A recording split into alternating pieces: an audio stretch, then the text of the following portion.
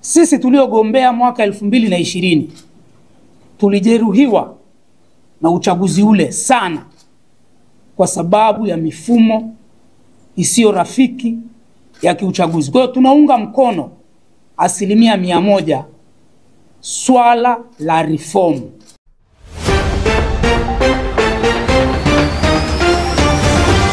Ndugu wanahabari, madhumuni ya waraka pamoja na kupokea wito wa kushiriki mkutano huo maalum, sisi wagombea ubunge wa mwaka 2020 na watiania wa mwaka 2025 tumeona kuna viashiria vya kutopewa au kutopata nafasi ya kutosha kusikilizwa katika mkutano huo maalum, na kwa hiyo tumeamua kukuandikia waraka huu kwa sababu zifuatazo. Moja, mwenyekiti wa chama taifa Mheshimiwa Tundu Lissu alihutubia mkutano wa hadhara mkoani Iringa. Ametamka wazi kuwa wote wanaoona no reform no election haiwezekani ni wana CCM pamoja na vibaraka wao. Kauli hii ya mwenyekiti tayari imezuia uhuru wetu wa kutoa maoni au kushauri mbadala dhidi ya no reform no elections, kwani kwa mujibu wa mwenyekiti wetu watu wa namna hiyo ni wana CCM au vibaraka wao. Ndio dhumuni la kwanza lilotufanya tumwandikie katibu mkuu. La pili, mjumbe wa kamati kuu na mwenyekiti wa kamati ya chama ya kuchangisha fedha Mheshimiwa Godbless Lema akihutubia mkutano jijini Arusha alinukuliwa akisema kwamba wote wanaotaka ubunge au udiwani bila reforms waondoke Chadema. Kauli ya Mheshimiwa Lema ya kufukuza watu wenye maoni mbadala ndani ya chama haijakaa na inazidi kuondoa mantiki ya mkutano huo maalum wa kujadili mwenendo wa no reform no election, kwani tayari washiriki tumewekewa mipaka na vitisho katika suala hilo. Dhumuni la tatu, hivi karibuni mwanaharakati Maria Sarungi aliandika katika ukurasa wake wa X akikitaka chama kiyaweke hadharani majina ya wote wanaotaka ubunge kwa udi na ubani bila reforms, na akatuhumu kuwa watu hao wanataka kufanya blackmail, yani kutishia eti watahama chama. Pia Maria Sarungi, bila kujali mamlaka ya ofisi yako, ametaka ajulishwe ni nani amewaita watiania kwenye mkutano huo maalum, maana uongozi mzima upo field, na akataka chama kisiwahusishe watiania, do not engage them, bali waachwe waende CCM. Kauli hizi za Maria Sarungi ambaye ni si mwana Chadema zinafanana na kauli za Mheshimiwa Lissu na Maria ambaye ni swahiba wa karibu wa baadhi ya viongozi wetu wakuu, zinazidi kuongeza vitisho na kufinya uhuru wa maoni kuelekea katika kikao hicho maalum. Kwa msingi huo, tunawasilisha mchango wetu wa mawazo kwa njia ya maandishi kama ifuatavyo. Moja, tunaunga mkono madai ya mabadiliko, reforms. Sisi kundi la G55 tunaunga mkono kabisa madai ya kufanyika kwa reform katika nchi yetu. Tunaunga mkono na tupo tayari kuongeza nguvu zaidi katika jitihada zote za chama za kudai mabadiliko ya katiba na sheria za uchaguzi, reforms, ili kuwa na uchaguzi huru na zinazoaminika. Kwa hiyo kwenye eneo la reform, sisi tuliogombea mwaka 2020 tulijeruhiwa na uchaguzi ule sana kwa sababu ya mifumo isiyo rafiki ya kiuchaguzi. Kwa hiyo tunaunga mkono 100% swala la reform. Kwa hiyo tuko tayari na kuongeza nguvu kuwekeza kwenye kupigania mabadiliko ya kimfumo na ya kisheria kwa ajili ya chaguzi huru na za haki hapa nchini. 2, maoni mbadala dhidi ya mpango wa kuzuia uchaguzi. Ikumbuke hapo mwanzo nimesema reform tunaziunga mkono. Tunasita kuamini katika mpango wa chama wa kuzuia kufanyika kwa uchaguzi mkuu 2025 iwapo mabadiliko hayatopatikana, tukiwa na sababu zifuatazo. Kwa sisi kwenye no election, njia ambayo chama kimetumia tunaiona sio njia sahihi, na ndio maana tukachukua wajibu wetu kama wanachama wengine wanachama waandamizi kukishauri chama chetu kwamba njia ya no election walioamua kuitumia hatuoni kama itatufikisha kule tunakotaka kufika. Moja, tunaona kuwa haiwezekani kuzuia uchaguzi kwa kuwa nje ya uchaguzi. Kujaribu kuzuia uchaguzi huku ukiwa nje ya uchaguzi itakuwa ni sawa na kufanya jinai. Uwezekano pekee wa kuzuia uchaguzi ni kushiriki uchaguzi wenyewe kwa kuhakikisha tunaingiza wagombea katika uchaguzi. Ni rahisi kwa wagombea kuhamasisha na kuongoza wananchi kuzuia uchaguzi katika vituo mahususi vya uchaguzi, katika kata au majimbo yanayoelekea kufanyiwa hujuma, kuliko kujaribu kuzuia uchaguzi wote huku tukiwa nje kabisa ya uchaguzi wenyewe. Ndugu zangu, ukishakuwa nje ya uchaguzi mara tu baada ya bunge kuvunjwa, vyama vya siasa vitasitisha shughuli zote, tutaingia kwenye harakati za kiuchaguzi. Sasa kama haushiriki uchaguzi, unawezaje kuzuia huo uchaguzi? Huna wagombea kwenye kata, huna mawakala ambao kama unataka kuzuia uchaguzi kwenye vituo, anayeweza kuwa wa kwanza ni wakala wako aliyeko kituoni. Sasa huna wakala, huna mgombea, hivi huo uchaguzi unauzuiaje? Kwa hiyo sisi tunaamini tunaweza kuzuia uchaguzi tukiwa ndani ya uchaguzi. Mbili, dhana ya no reform no election ilianza kama kampeni mnamo mwezi Januari mwaka 2020 na baada ya retreat ya kamati kuu ya chama iliyofanyika Makueni nchini Kenya. Kaunti ya Makueni kule Kenya, hoteli inaitwa Kusimbungio, ndiko chimbuko la no reform no election lilianzia. Na hii ilikuwa Januari mwaka 2020. Wale wanaodhani kwamba dhana ya no reform no election ni ya mwaka 2024 ni bahati mbaya, hawana taarifa sahihi. Hii ilikuwepo tangu Januari mwaka 2020 na niliyeko mbele yenu hapa ni kati ya watu wawili walioachwa Nairobi na kamati kuu ya chama kukamilisha mpango huo. Niliachwa mimi na mkurugenzi mwingine mmoja, tukabaki Nairobi siku 8 na wataalamu mbalimbali kukamilisha andiko hilo, na tukarudi tukiwa na nakala ya andiko hilo mwaka 2020. Kwa hiyo dhana ya no reform no election ilikuwa ni kwa ajili ya kuunganisha makundi na jamii ili kupigania mabadiliko ya mfumo wa uchaguzi ndani ya nchi yetu, na ilikuwa ni maandalizi ya kwenda kwenye uchaguzi wa mwaka 2020. Nyaraka hiyo ilipewa jina Roadmap to the General Election 2020. Ndio jina la hiyo nyaraka. Na hiyo nyaraka ipo, nina nakala yake. Tukilazimika tutaiweka hadharani ili taifa lijue dhana hiyo ilianzia wapi.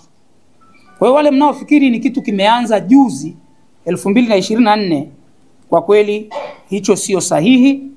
Ni kitu kilikuwepo tangu mwaka 2020 na bado tuliweza kushiriki uchaguzi mkuu wa mwaka 2020. Dhana hiyo ya no reform no election ikiwepo, tuliweza pia kushiriki uchaguzi wa serikali za mitaa wa mwaka 2024.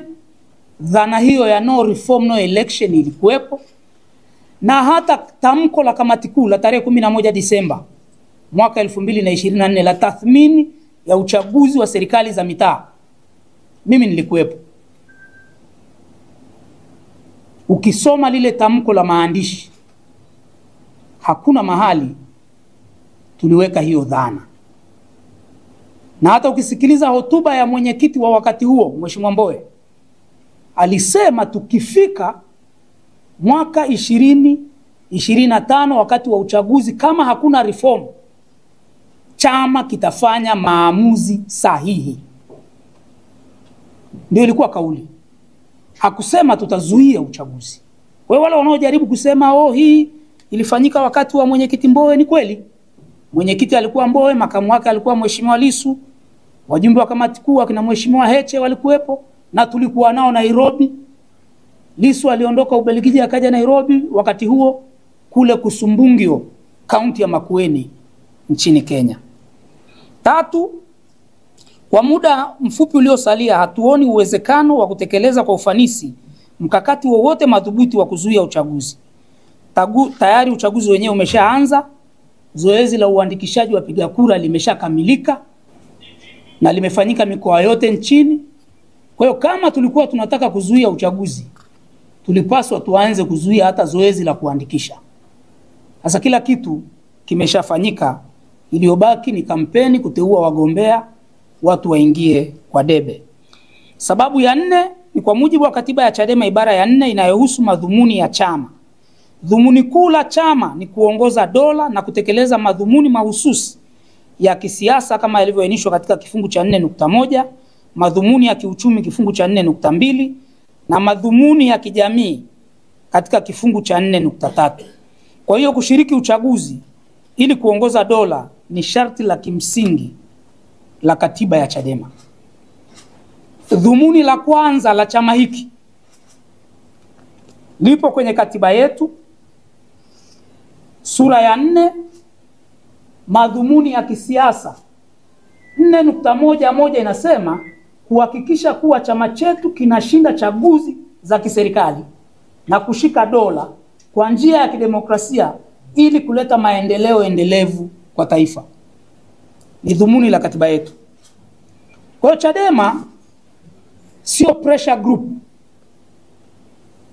Kuna tofauti ya kuwa na pressure group na chama cha siasa. Chama cha siasa dhumuni lake ni kuweka sera, mipango na kushiriki chaguzi ili kiweze kushinda, kiende sasa kikatekeleze madhumuni ya kuanzishwa kwa chama hicho. Lakini pressure group wao wanakuwa na jambo mahususi kwa wakati mahususi, wanalipigania kama kimbunga pap, likishaisha wanaenda kwenye jambo lingine. Pressure groups hazina madhumuni ya kudumu. Wao wanaenda na tukio kama linavyotokea. Lakini chama cha siasa kina malengo na madhumuni yake, na lengo kuu ni kushika dola. Kwa hiyo tumeshauri katibu mkuu kwamba chama chetu kirudi kwenye katiba yake, kiangalie madhumuni ya kuanzishwa kwa chama hiki. Je, tusiposhiriki uchaguzi tunaitekeleza vipi katiba yetu? 5, ibara ya 5.2 ya katiba ya chama imetamka haki za mwanachama wa Chadema kuwa ni pamoja na kuchaguliwa kuongoza na kukiwakilisha chama katika ngazi yoyote kwa kuzingatia masharti yaliyowekwa na sifa za uongozi. Mpango wa kuzuia uchaguzi unaweza kukosa uhalali wa kutosha kikatiba kwa kuathiri haki za wanachama wa Chadema wanaotaka kugombea.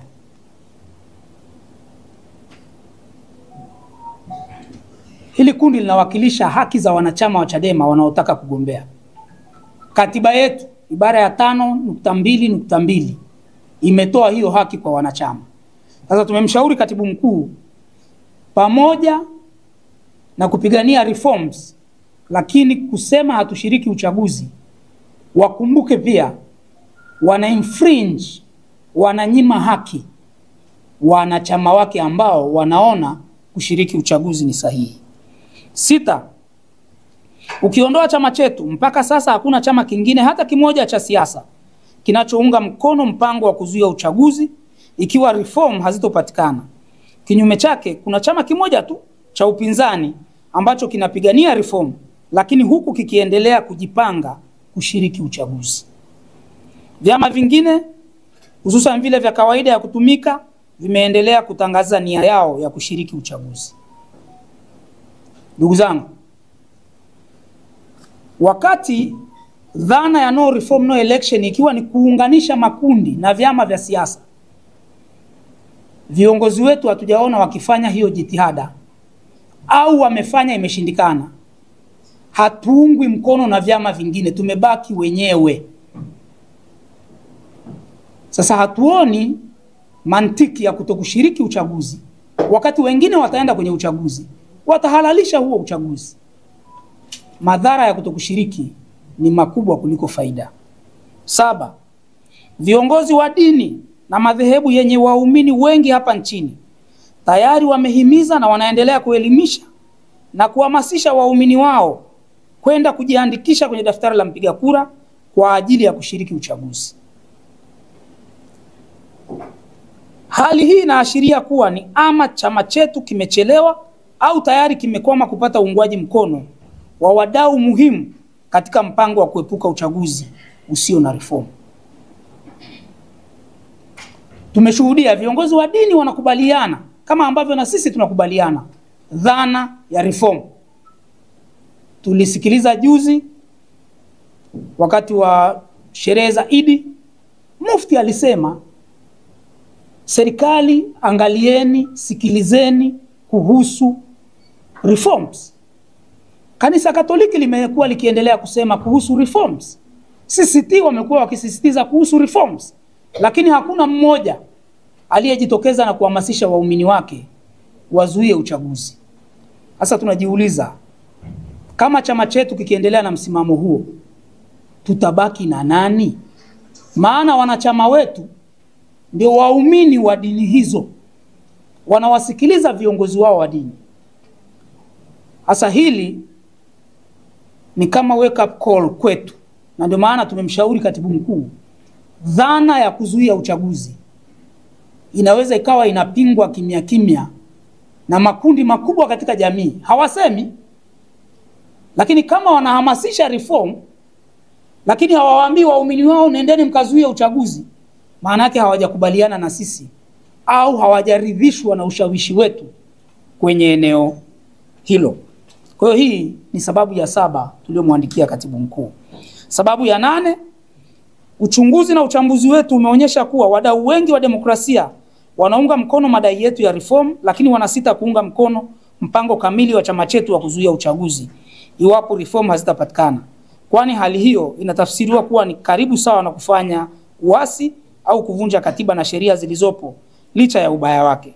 Kwa maneno mengine, msisitizo wa kuzuia uchaguzi unaathiri au kupunguza kasi ya uungwaji mkono katika madai ya msingi ya reform. Wako wadau wengi, asasi za kiraia, wanashindwa kuja mstari wa mbele kuungana nasi kudai reforms kwa sababu sisi tumeongeza kuzuia uchaguzi.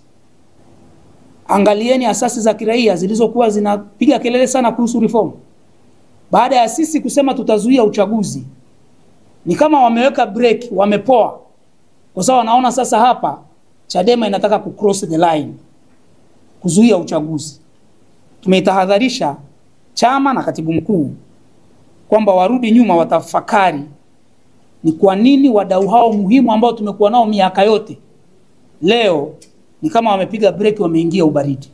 Ni kwa sababu hawaamini kwenye kuzuia uchaguzi. 9, kushindwa kuzuia uchaguzi katika dakika za mwisho ikiwa jitihada za reform zitakwama, kuna maanisha kuwa chama hakitokuwa tena na muda wa kujiandaa na hivyo hakitashiriki kabisa uchaguzi huo. Tumemshauri katibu mkuu na chama, wakati tukiendelea na mapambano ya kudai reform, chama kiendelee na maandalizi ya kiuchaguzi. Maandalizi ya kiuchaguzi ni mengi. Tunakata takribani 1400 na tunahitaji kuwa na wagombea udiwani. Unapowaambia watu hakutakuwa na uchaguzi, hawa wagombea hawatajitokeza na hakuna atakayewekeza rasilimali zake wakati anajua hakuna uchaguzi. Kwa hiyo tumeshauri chama kiendelee na maandalizi, kianze kuandaa ilani. Kama kweli tuko serious, tunataka reforms, maandalizi mengine yaendelee, ili ukitokea muujiza zikatokea reform, tusije kusema tumeshachelewa, hatujajiandaa, kwa hiyo hatuwezi kushiriki uchaguzi. Kwa hiyo ushauri wetu wa mwisho kwa katibu mkuu na chama, athari za kutokushiriki uchaguzi: 1, chama kinaweza kuondokewa au kupoteza viongozi na wanachama wenye nia ya kuwania urais, ubunge na udiwani, pamoja na nafasi za viti maalum vya ubunge na udiwani katika maeneo mbalimbali nchini. Kuna watu wako kwenye vyama vya siasa kwa sababu wanataka kuwa viongozi. Ndio maana mtu akifungiwa mlango kwenye chama hiki, huwa mnawaona anaondoka anaenda chama hiki. Mwaka 2015 Lowassa alipofungiwa milango ya kugombea urais CCM, alifungua mlango mwingine Chadema kwa sababu dhamira yake, nia yake ilikuwa ni kuwatumikia Watanzania. Na wako watu wengi wa aina hiyo ndani ya Chadema. Kwa hiyo tutakapowafungia tukidhani kwamba hawa watu wataendelea kubaki Chadema, watatafuta mahali pengine, na wengine wanasukumwa na wananchi wao. Mathalan, kwa mfano, tuna diwani wetu pale Kigoma, kata moja, tangu mwaka 92 mfumo wa vyama vingi uanze, anaitwa Gimbi. Kata yake amekuwa akishinda muda wote. Hasa mtu kama yule wananchi wake wanamlazimisha kwa sababu wamekaa naye, amewatumikia vyema, na wako wengi wa aina hiyo. Hasa ukiwafungia milango, yatatukuta yale yaliyowakuta CCM Karatu mwaka 95. Walipomfungia mlango Dr. Slaa wa kugombea Karatu, wananchi wa Karatu wakamwambia Dr. Slaa, toka CCM, nenda Chadema, tunataka wewe uwe mbunge wetu. Kwa hiyo tumekitahadharisha chama, hiyo hasara tuipime, tuone madhara yake, tusije kujuta. Majuto ni mjukuu.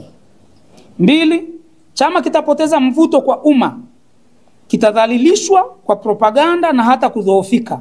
Hadi sasa chama kimejikita katika vipande viwili vinavyosigana kuhusu jambo hili. Ikitokea tukishindwa kushiriki uchaguzi, mkatiko huu utakuwa ni wawazi na athari zake zitakuwa mbaya zaidi. Tumempa pia katibu mkuu hiyo tahadhari kwamba ndani ya chama tunaona makundi mawili. Ndani ya kamati kuu wapo wanaotaka kugombea. Mmewasikia wakisema. Ndani ya baraza kuu yako hayo makundi mawili, na hata ndani ya mkutano mkuu. Kwa hiyo hatutaki huo mpasuko uendelee kuwa mkubwa. 3, chama kitapoteza kabisa ruzuku baada ya uchaguzi, hivyo kuathiri uhai na uendelevu wa shughuli za chama. Kuna watu wanabeza hoja hii. Sisi tuliokuwepo kuanzia mwaka 2020 Disemba mpaka tulipokuja kukubali kuchukua ruzuku mwaka 2023, tulikuwa na wakati mgumu sana wa kukiendesha hiki chama. Tulishindwa kulipa mapango ya ofisi, tulipunguza watumishi kwenye ofisi za makao makuu, ofisi za kanda. Fikiria kanda, tulifika mahali tukaagiza wabaki watu 3, katibu wa kanda, afisa mmoja na mlinzi. Tuna kanda 10. Ukiacha watu 3, hao ni watu 30 wa kuwalipa kila mwezi. Tulipopokea ruzuku angalau tumeweza kuendelea kuwa maintain. Lakini wako wanaobeza, chama sio kwa ajili ya ruzuku. Sawa, tunakiendeshaje? Kampeni yetu ya tone tone mpaka sasa imefikisha shilingi ngapi? Viongozi hawasemi kwa sababu hawana cha kusema.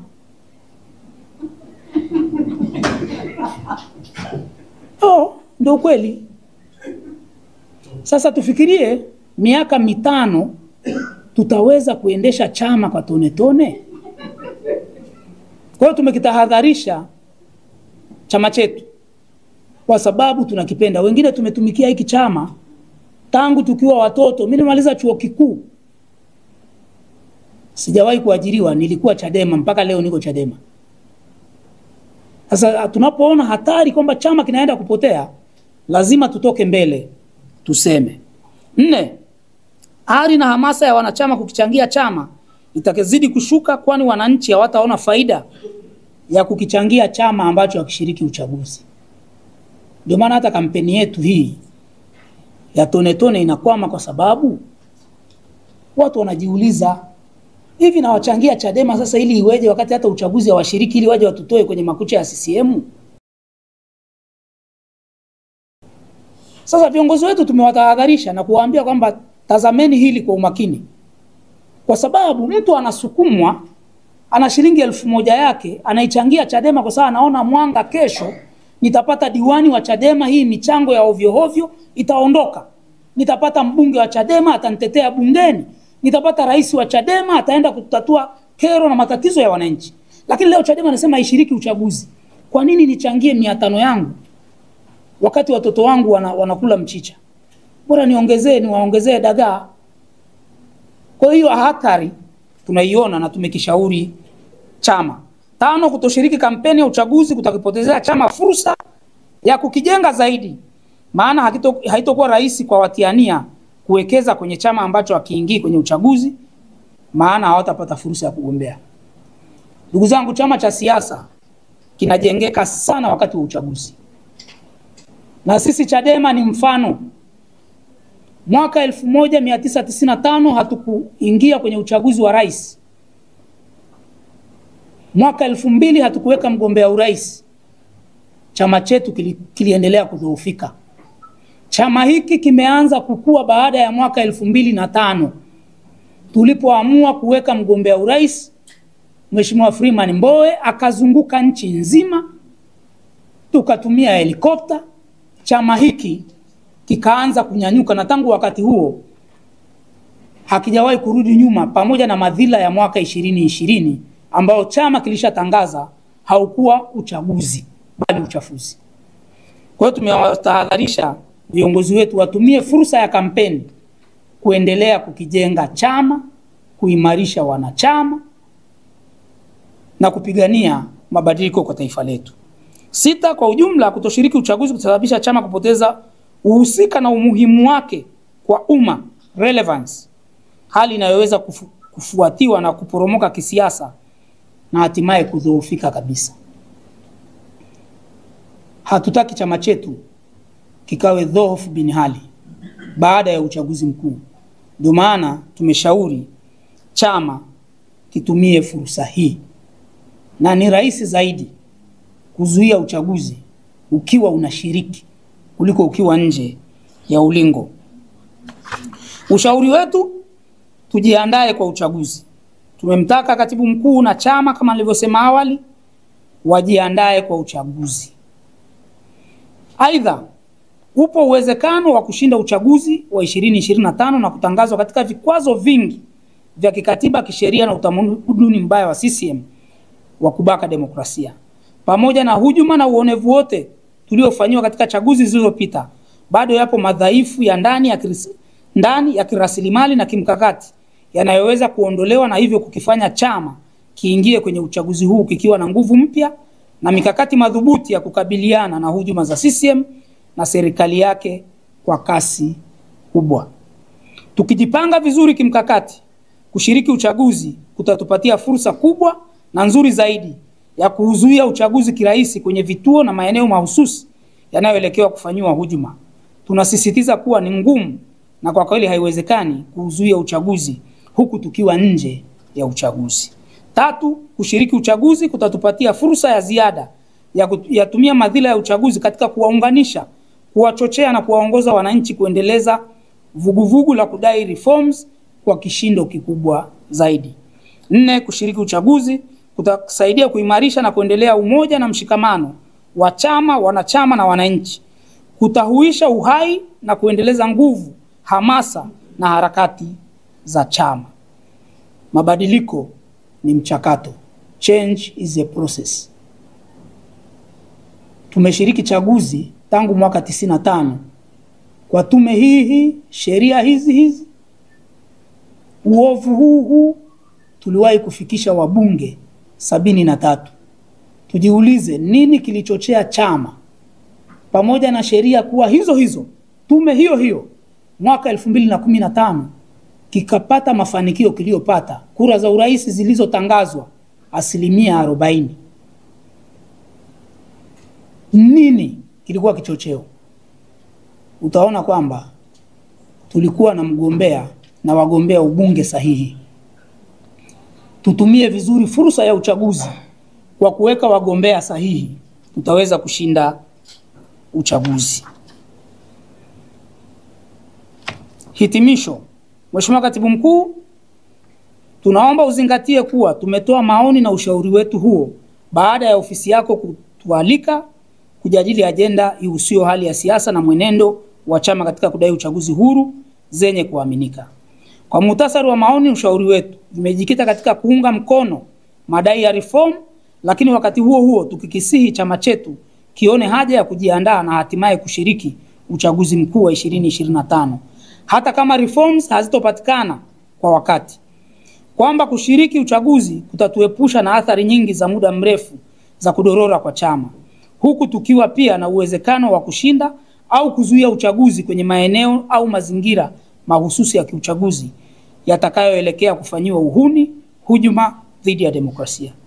Tunaomba chama kiyazingatie, kiape kipaumbele katika tathmini na tafakari zake, na kifanyie kazi maoni na ushauri wetu huo kwa kina, kikiongozwa na fikra chanya, maslahi mapana na endelevu ya chama, pamoja na nafsi zilizojaa upendo, umoja na mshikamano wa wanachadema wote. Tunapenda kusisitiza kuwa maoni na ushauri wetu huo si wa kupinga msimamo wa chama, bali ni kupendekeza namna bora zaidi ya kuziendea reforms, huku tukilinda ustawi endelevu wa chama chenyewe chini ya imani kuwa change is a process. Sisi hatupingi msimamo wowote wa chama, na hapa nitawakumbusha, chama kiliweka msimamo, baraza kuu liliweka msimamo tuingie kwenye maridhiano na CCM na serikali yake. Lakini kadiri tulivyoenda mbele, viongozi waandamizi waliongoza kundi la kupinga, la kukiondoa chama kwenye maridhiano yale, na wakati huo chama kilisikiliza, kikaona mantiki ya hoja, hatimaye kilijiondoa kwenye maridhiano. Kwa na sisi hatupingi, ila tunakishauri chama kitafakari upya. Maazimio ya vikao sio msahafu, yanaweza kubadilika. Wako wanaojenga hoja kushiriki uchaguzi ni kuwapeleka vijana wakamwage damu, kwamba tuna njaa ya damu. Wakati huo huo wakihamasisha tukazuie uchaguzi. Hivi damu itamwagika wakati gani zaidi? Wakati wa kushiriki uchaguzi au wakati wa mapambano na dola, polisi na majeshi yake wakati wa kuzuia uchaguzi? Sasa wako wanaotaka kutuaminisha kwamba kuzuia uchaguzi hakutamwagika damu, wakati tunakwenda tunatangaza kupambana na dola na majeshi kuzuia uchaguzi ulioko kwa mujibu wa katiba, kitu ambacho hakijawahi kufanikiwa popote duniani. Watu wanapambana wakiwa ndani ya uchaguzi. Hadi tunaambia tukishiriki uchaguzi ni watu wanaotaka damu zikamwagike, lakini kuzuia uchaguzi kana kwamba hatutatumia watu wetu hawa kwenda kuzuia uchaguzi. Sasa hiyo itupe tafakuri ya kina, ni wakati gani damu itamwagika zaidi? Kama tunaweza kuepusha tone la damu ya Mtanzania kumwagika, viongozi tuna wajibu, that's our primary responsibility, ya kulinda uhai wa watu wetu. Hata sisi tunaotaka tugombee, tunataka kuepusha vijana wetu, ndugu zetu, kwenda kuumizwa wakati wa kuzuia uchaguzi. Kwa hiyo tumekitahadharisha chama kitafakari eneo hilo. Tunapenda ieleweke kuwa iwapo chama hakitakubaliana na maoni na ushauri wetu, basi tutaendelea kuheshimu msimamo na mwelekeo wa chama kwa uaminifu na mapenzi yetu yote.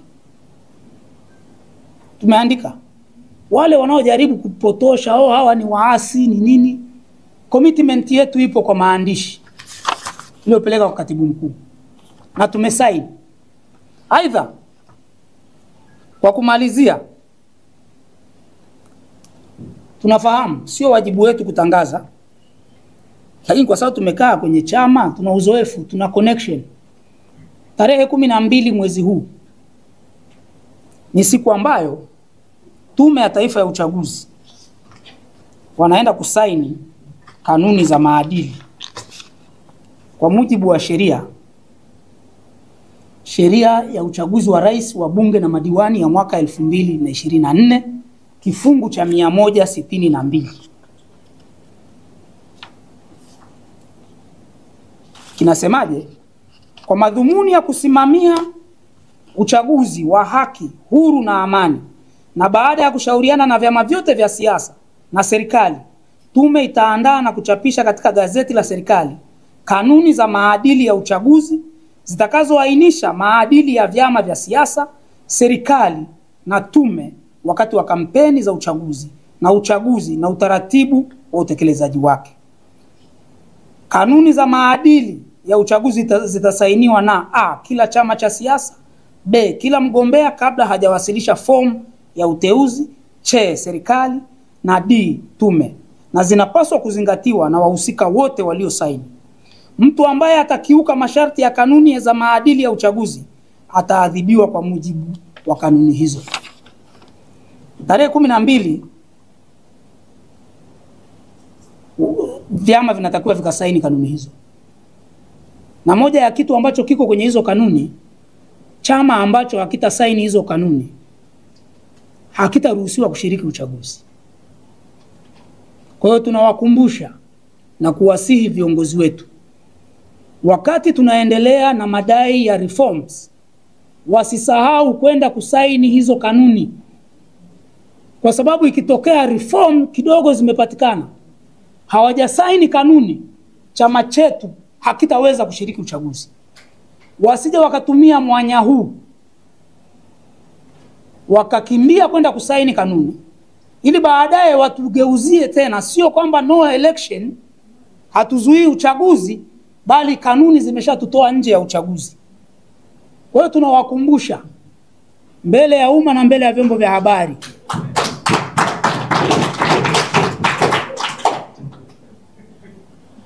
tarehe 12 waende wakasaini hizo kanuni, ili isije ikatafutwa sababu nyingine huko mbele ya safari kwamba jamani, ni kweli hatujapata reform, lakini kwa hatukusaini kanuni, kwa hiyo chama chetu kimezuiwa kushiriki uchaguzi. Hakuna kushiriki uchaguzi.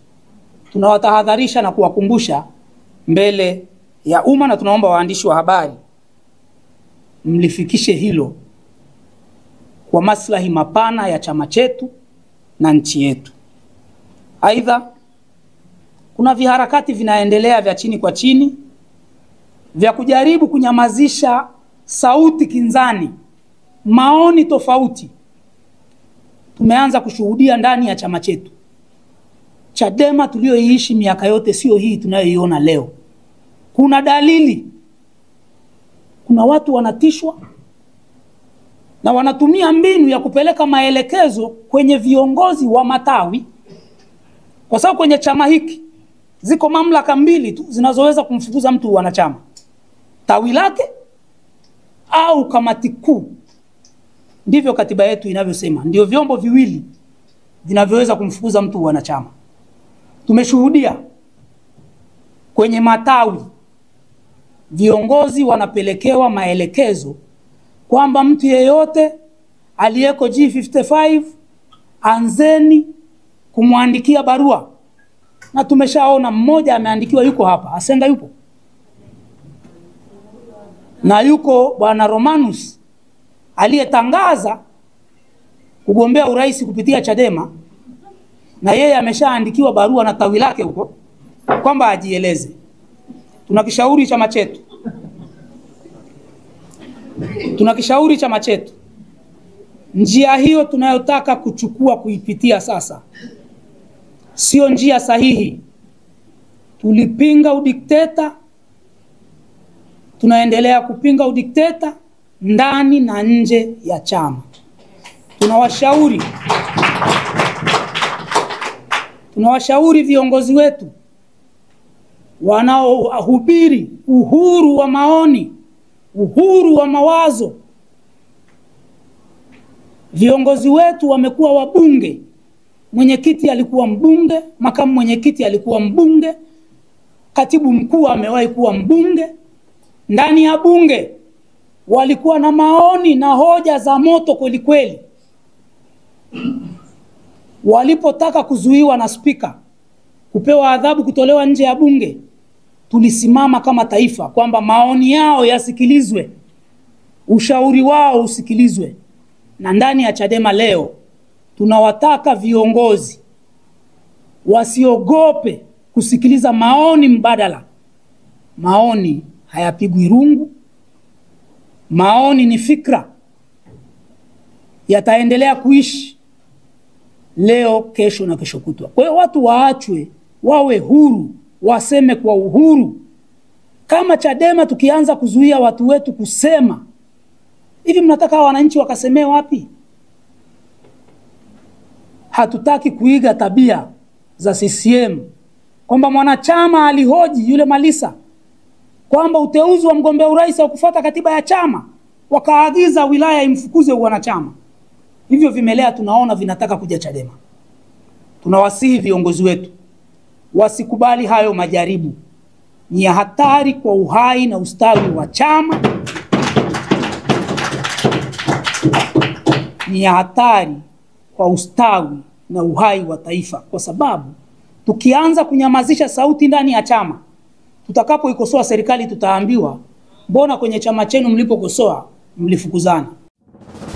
Moregas English Medium School ni shule ya awali na msingi iliyoko Sirari, wilayani Tarime, mkoa wa Mara, nchini Tanzania. Ni shule ya kutwa na bweni yenye mazingira wezeshi na rafiki kwa mwanao. Shule yetu inaendelea kufanya vizuri sana. Rejea matokeo ya darasa la 7 mwaka 2024. Watoto wote 61 wamepata ufaulu wa daraja A. Wanafunzi 14 wamechaguliwa kujiunga na shule za bweni, ikiwemo shule ya Tabora Girls, Mzumbe, Mara Girls, Pugu, Shinyanga Girls, Dr. Badrida Buriani na Tumaini. Ndiyo, karibu sasa, mlete mwanao apate elimu bora. Kwa mawasiliano, piga simu namba 0765 65 67 05 au 0628 94 34 24 au 0745 49 41 02. Wote mnakaribishwa.